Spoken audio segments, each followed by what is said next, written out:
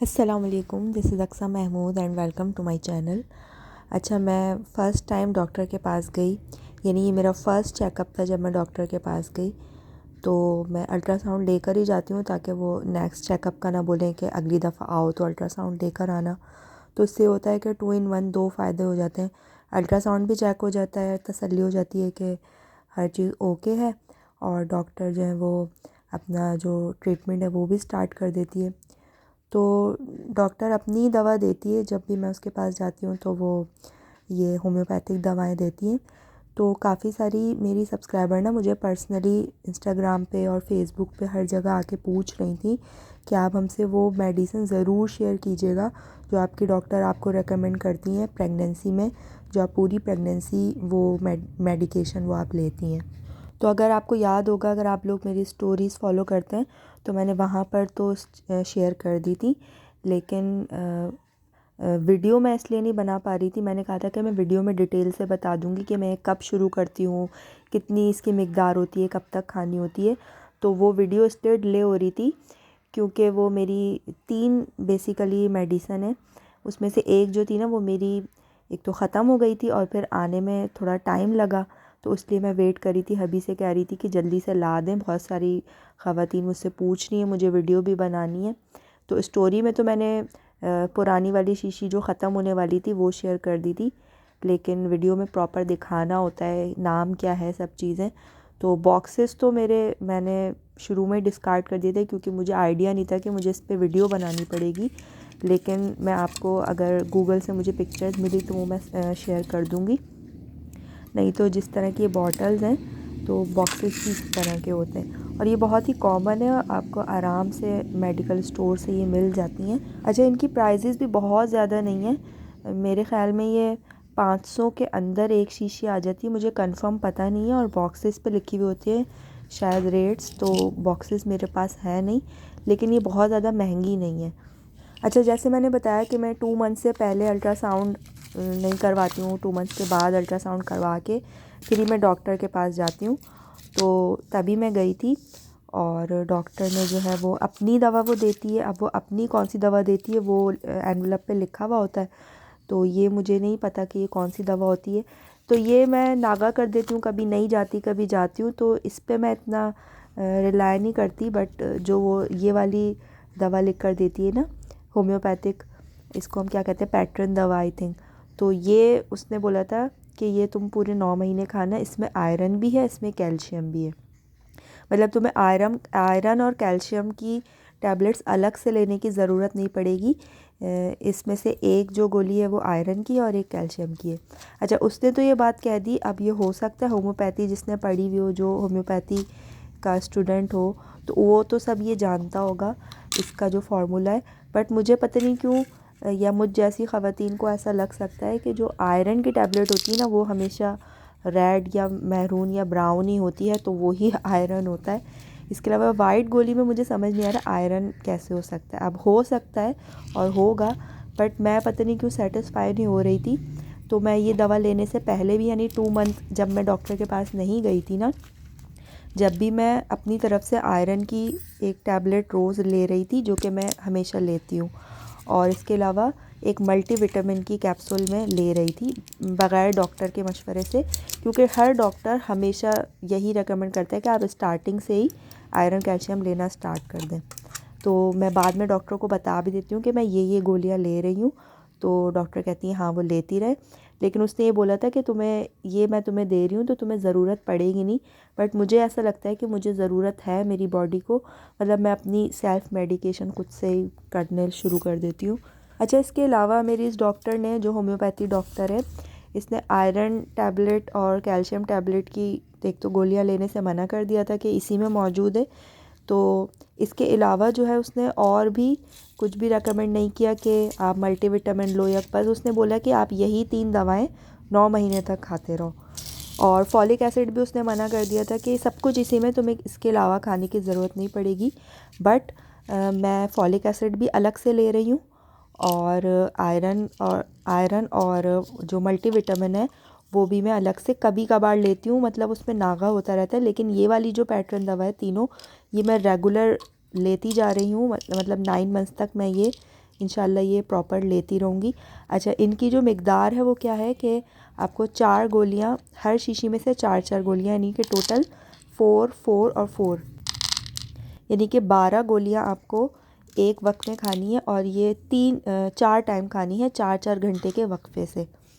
तो ये मैं खाना स्टार्ट करती हूँ सुबह में, जब बच्चों को स्कूल भेज देती हूँ 8 या 9 बजे। 9 बजे अगर मैं स्टार्ट करूँ, यानी 9 बजे में अगर मैं पहली डोज़ लूँ।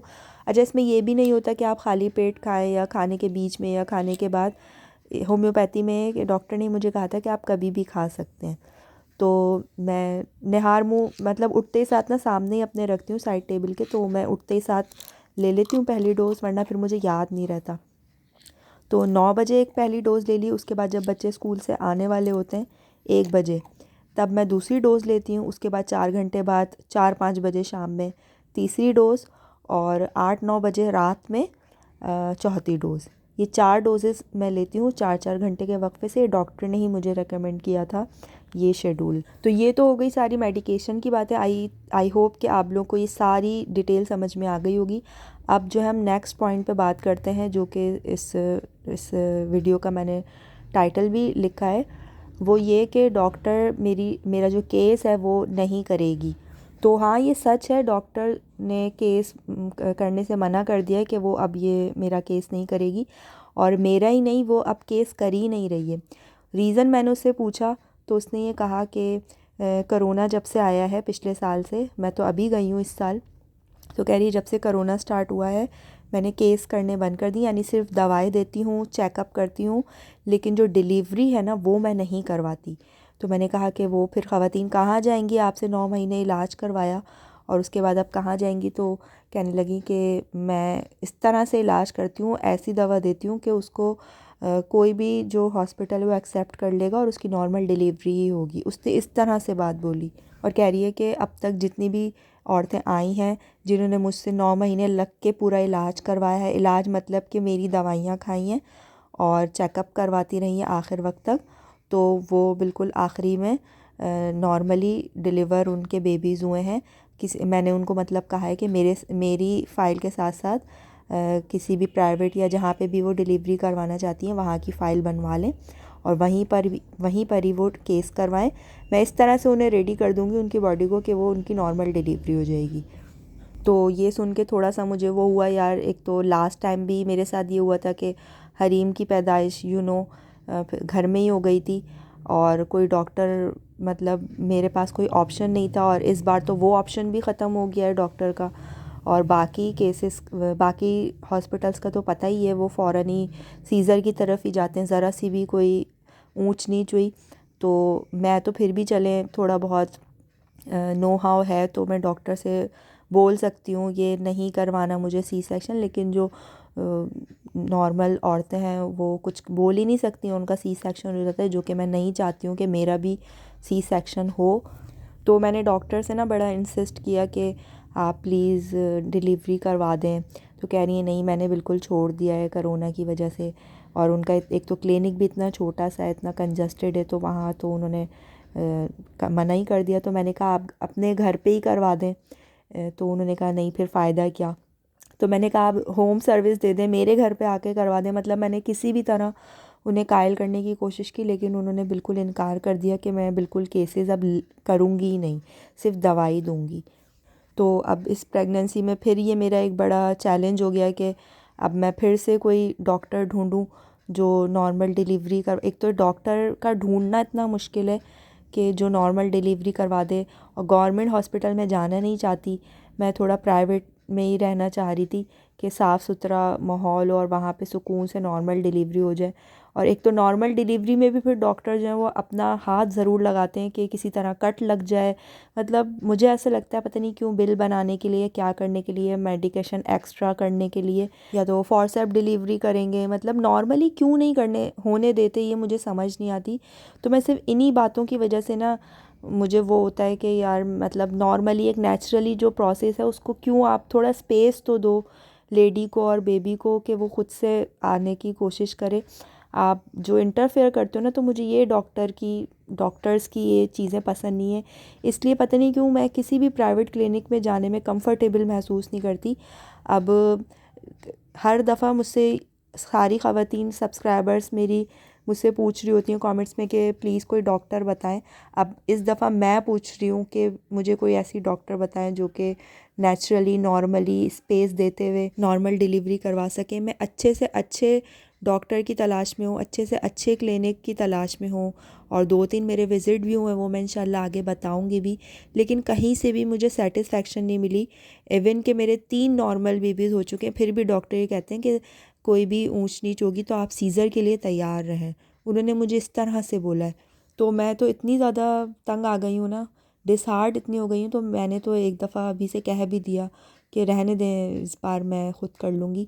बट अभी ने कहा नहीं, इस बार इतना रिस्क नहीं लो, और प्रॉपर एक हॉस्पिटल में हम करवा लेंगे। लेकिन मैंने कहा ठीक है, करवा लेंगे, मैं रेडी हूँ, लेकिन डॉक्टर भी तो रेडी हो, कोई ऐसी डॉक्टर मिले भी तो अभी हम वही सर्च कर रहे हैं। और डॉक्टर जो मेरी होम्योपैथी डॉक्टर है, वहाँ पर मैंने सोचा है कि मैं महीने में एक बार चक्कर लगा लूँ। मतलब वो हाथ से बाकायदा पूरा चेक करती है ना टमी को, तो उससे मुझे ये बस रिलैक्सेशन हो जाएगी कि बेबी नॉर्मल है, पोजीशन वगैरह सही है।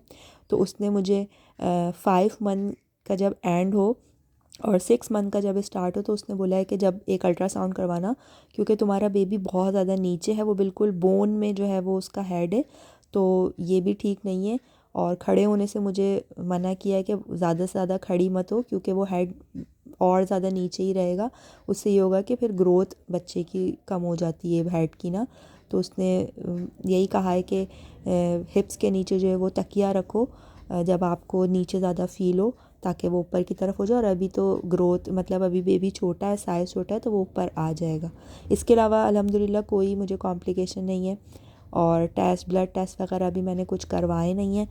तो फिर जब मैं 5 मंथ का अल्ट्रासाउंड करवाऊँगी, तो वो इंशाल्लाह फिर आप लोग के साथ शेयर करूँगी कि उसमें क्या रिज़ल्ट आया, डॉक्टर क्या कह रही है।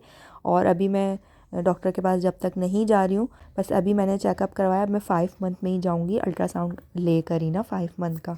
बाकी ये कि मैं दूसरे डॉक्टर जो हैं वो सर्च कर रही हूँ, लोगों से पूछ रही हूँ, ख़ुद भी विज़िट कर रही हूँ कि मुझे कोई ऐसी डॉक्टर मिल जाए, ऐसा क्लिनिक, ऐसा हॉस्पिटल जहाँ पे आराम से मेरी डिलीवरी हो जाए, किसी किस्म की कोई परेशानी ना हो। सो बस दुआओं में मुझे याद रखिएगा। मिलते हैं इंशाल्लाह फिर नेक्स्ट वीडियो में, तब तक के लिए अल्लाह हाफ़िज़।